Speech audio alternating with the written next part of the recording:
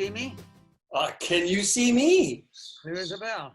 This is my papa, everybody, on the Formidable Me channel. Dad, we can just talk about anything, but you know, Question. Just over your left wrist and back of you on your bookshelf is a book entitled Endurance. Ernest Shackleton. That is Shackleton. Yeah. That's a great. Oh. Okay, so what would you like to ask? Let's start. Can we just start with your running real quick? Because an easy topic to start with, and over your right shoulder is there. You know, there's the picture of. I can't tell who the runner is. That up high over my head. Yeah. That is the T-shirt that we were given, Kitty and I, on our very first marathon from the Deseret News Marathon. Oh, no kidding. 1958. No, 1988. 88. Okay. I was 57. Yeah. You were 57 when you ran your first marathon. Right. Man, that gives me hope. And it was so difficult and painful that I didn't run again for 16 years. No kidding. My second marathon I ran at the age of 73. And since 73, which is now 30 years, I've run 33 marathons. So that's an average of 2 a year, but actually I did 1 for the first few years, and then 3, and then 5, and finally that year we did 8 each month. And then we did the get together in 16 at Richmond when we all were there. And now, of course, I'm holding out for 1 more full marathon in January at the age of 90, just to be able to tell myself that I did it. I was one of the handful of people that was able to run a full marathon at age 90. Then I'll back down to just being content with half marathons. Mm-hmm. Why do you run, Dad? Why? Well, my motive has changed over the years. That's an interesting story. It changed.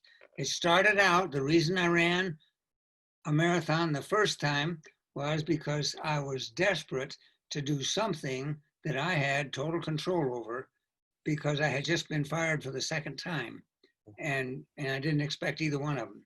So I felt helpless, kind of like, what's his name? Forrest Gump. Things were out of my control, so at least I could run. All I needed was a pair of shoes and a road. Boom. And so I started running, built up to marathon with Kitty separately, and then we met together and did it. Just throw in there just a quick, I don't want to lose where you're at in your story. Tell me, can you give me just a thumbnail of that preparation? This is your first marathon. Yeah, first marathon, the preparation. We didn't know anything about training. Yeah. So all we knew was if you're going to run 26 uncomfortably, you got to be able to at least run 20 miles comfortably. Okay. So we worked up to 20, and then we went for it. And the morning of the marathon, we all gathered for the bus ride, a lineup of yellow buses to take us up to the start, up Immigration Canyon.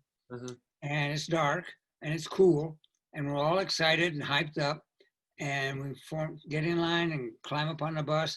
We take our seat, Kitty and I together. A guy sits down across the aisle from us, a little bit older, and he looks over and he says, "Have you done this before?" "No." And then with some hesitation, he said, "Is this your first marathon?" "Yeah." And then he said, "You mean you chose this one for your first one?" We both want to get off the bus right then. But there's no backing down. And then we get on the bus and we ride, and it seems like we'll never get there, knowing that we're going to have to run all the way back. And then you wonder, when are they ever going to reach? Finally, we get there, get out. And of course, it's very cold up there and the wind's blowing. But we huddle around, had fires, and try to keep warm. And then we started in with the crowd, making our way down. And it's down and down and down. And you haven't been running downhill. You've been running flat. So your quads are beginning to say, "Hey, break, time out." No break, no time out. Keep going. So you keep going down, and finally you get down to the city where it's beginning to level out. And I'm looking for anything that will give me a chance to lift. A curb is a welcome sight. And you can feel your quads and your knees especially tightening up. So you want to stop. But if you stop, they tighten up more. So you're trapped. And I'm going a little bit slower than I would have because Kitty was a little bit slower then. And finally, I just said to Kitty towards the end, I've got to move on or I'm not going to finish. And so she said, go. And I was a little bit ahead of her, not much. But we both finished okay. Then it wasn't a week or so after that, we were staying with Mark and Sherry up in Bountiful. And I went for a hike up into the mountains, and coming back down, it was that jarring with every down step. And something in my spine compressed or whatever, and I began to have pain. I had drop foot, which is a paralysis. One foot, you can't lift it up off the ground. Right. I just thought, I have ruined myself. That's it. If marathoning does this, then it's obviously not for me. And so I quit. I went to orthopedics and chiropractor and everybody, no, can't fix it. Oh yeah, if you come every week for a month, a year, what, maybe. No, thanks. So I didn't do anything. And then over a period of months and months, but it did heal by itself. And so then one day, Betty says, oh, I'd like to go for a bike ride. So, okay, let's go out. I got her bike out and then I got mine and it had a flat tire. So, well, I'll just sort of jog along slow and casual. Was this 17 years later or was this? No, this was, let's see, gosh. Yeah, it probably was 10 or 15 years later. Okay. Yeah, So about 10 years later. we've left that first marathon way behind now. Yeah, because I figured that was over. You're done. I'm through. It And healed so, up. Okay. so I get out there and jog along, no problem. So I thought, well, we'll see where it is. So a little bit more. Next thing, I'm signing up for the 2004 Deseret News again, and made it. It was still pitifully slow, and I had IT band paying something awful. But even so, I was forced to walk several miles. But even so, I made it. So the why, your first run was you just needed something to have control. I was so desperate for control in my life when I got fired that second time. So I was really looking for identity and validation and things. So I actually started dreaming seriously with a map, a big wall map plan, cross-country run from the East Coast to the West Coast. Because I really dreamed, like, I've just got to do something that gives me a sense of identity and worth. Yeah. That nobody can take from me. Well, I never got as far as doing that in one stretch, but over the years, I've run across the country 10 or 15 times. If you saw up all. Yeah. I mean, I did add up at one point, it was 10,000, but that was a long time ago. How has your why, it's changed, it's evolved over the years? Okay, well, first of all, let me talk about motivation, because I told you that has evolved. Right, Yeah, all right. So then I did it because I could, and so I really had to force myself to prepare and train.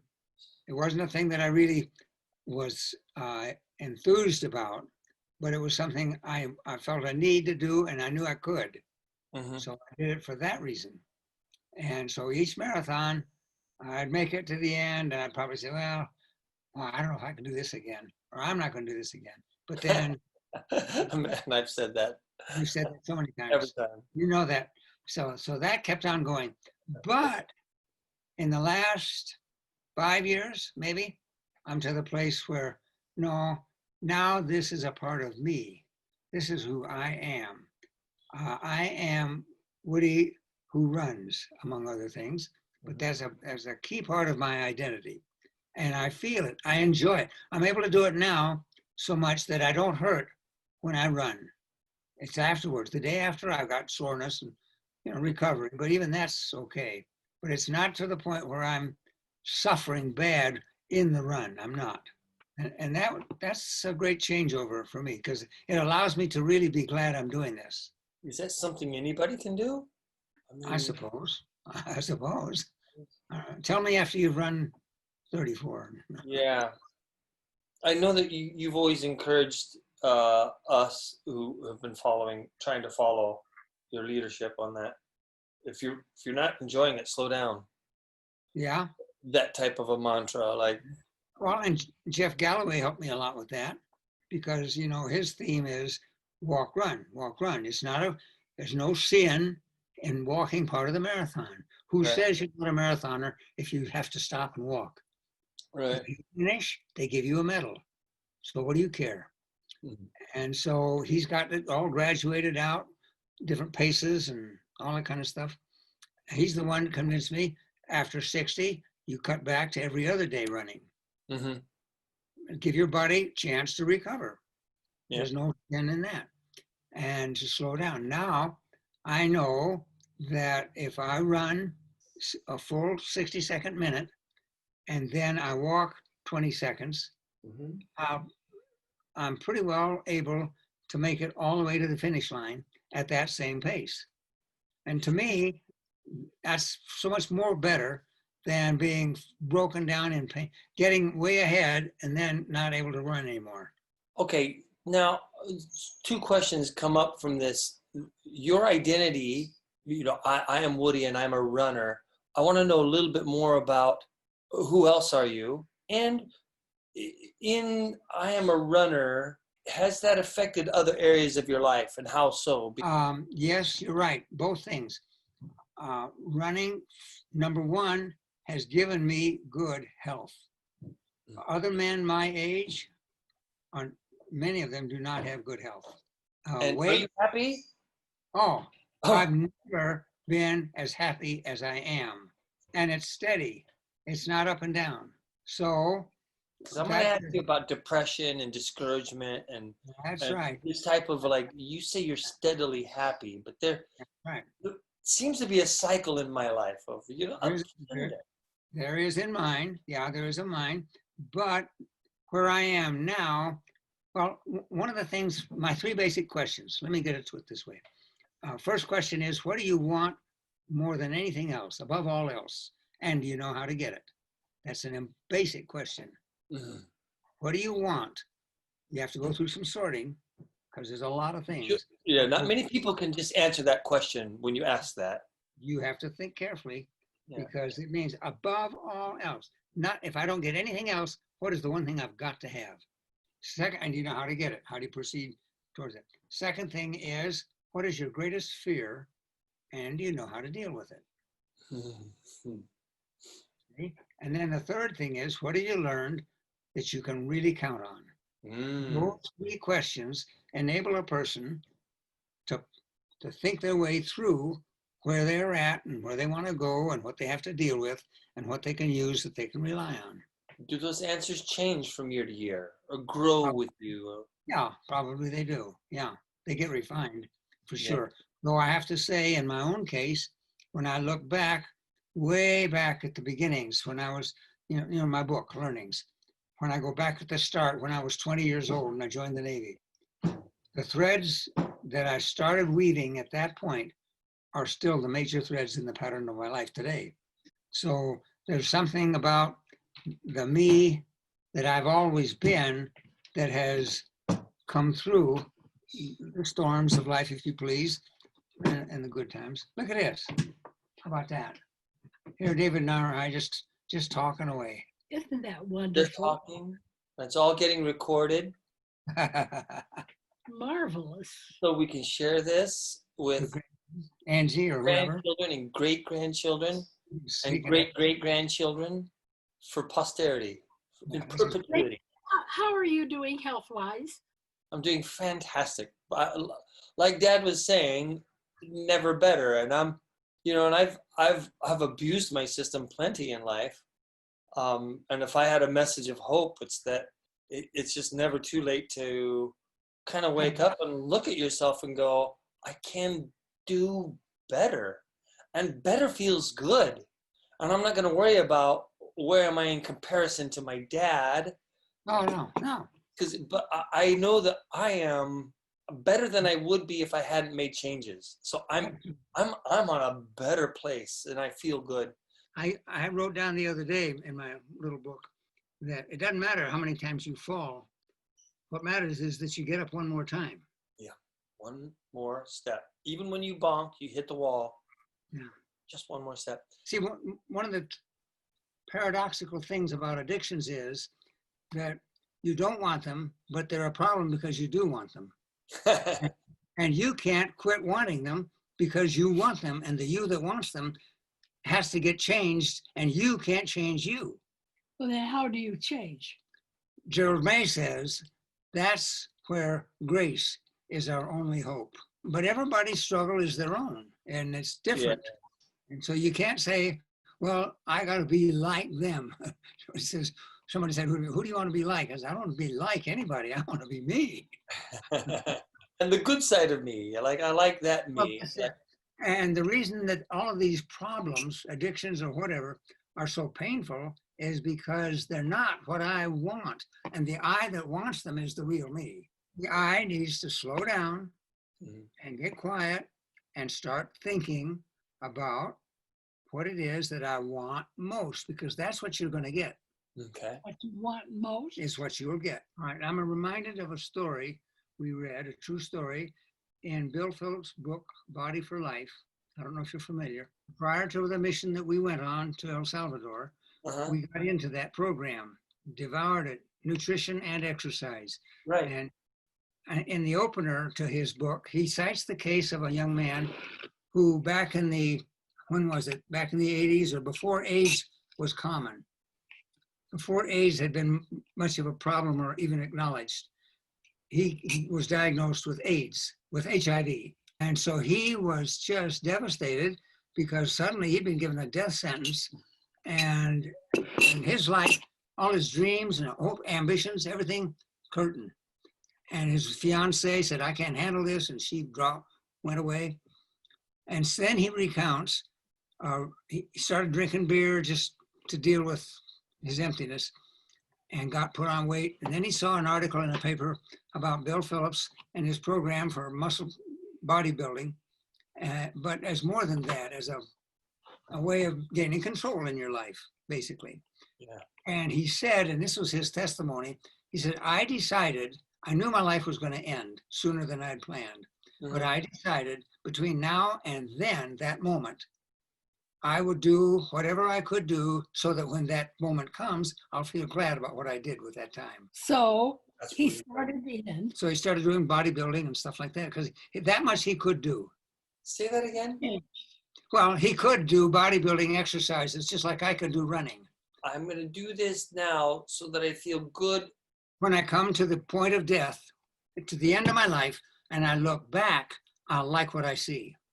Well, like my running, I never dreamt of running a marathon at age 90. Never. I remember dreaming when I first started running. I still clearly remember a day I thought, if when I'm 60, I can run a good mile, I'll feel good. 60, I'll run a mile. I had Wow. no idea what was coming.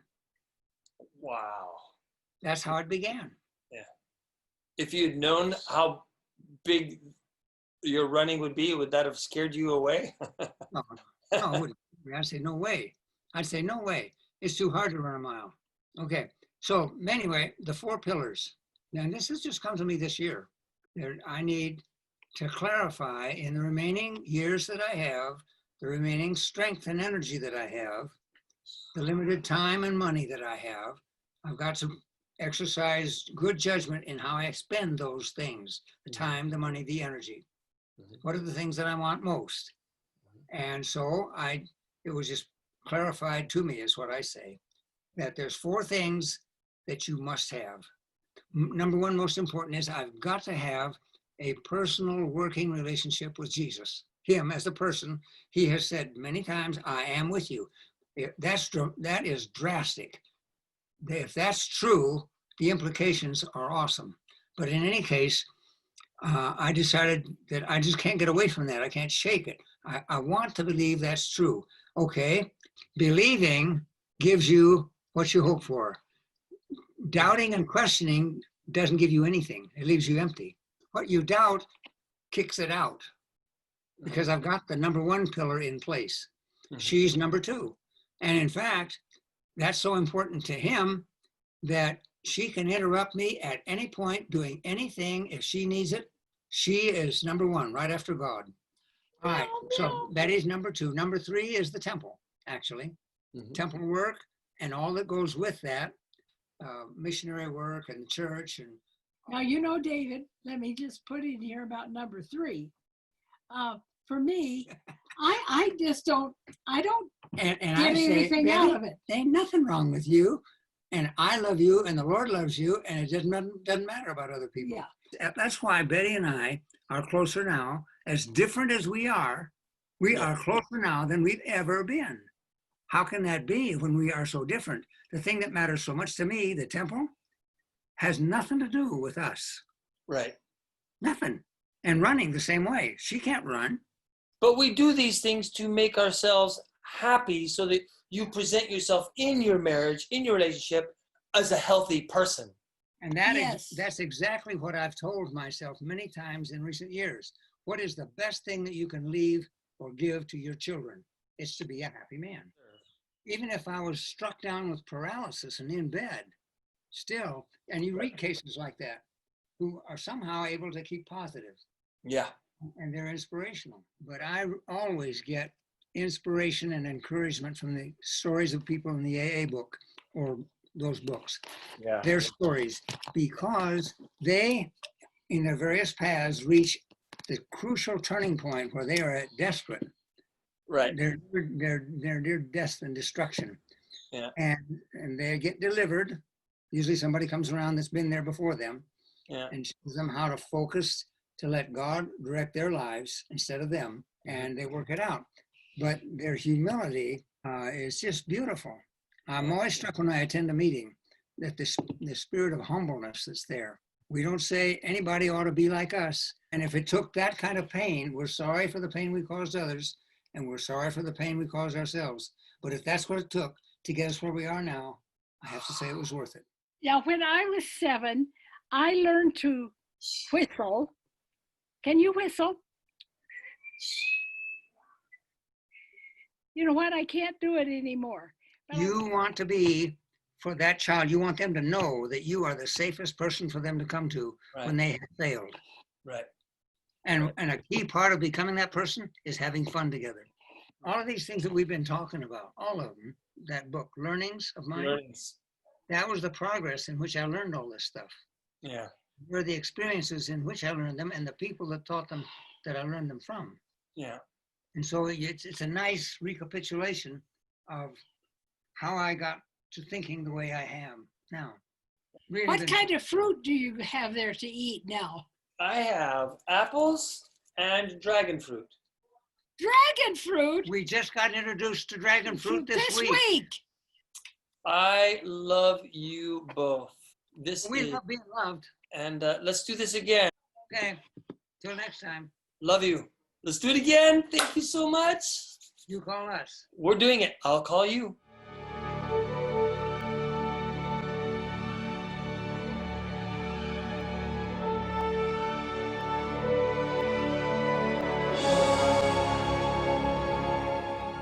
Give us a call while we're still here, Dave.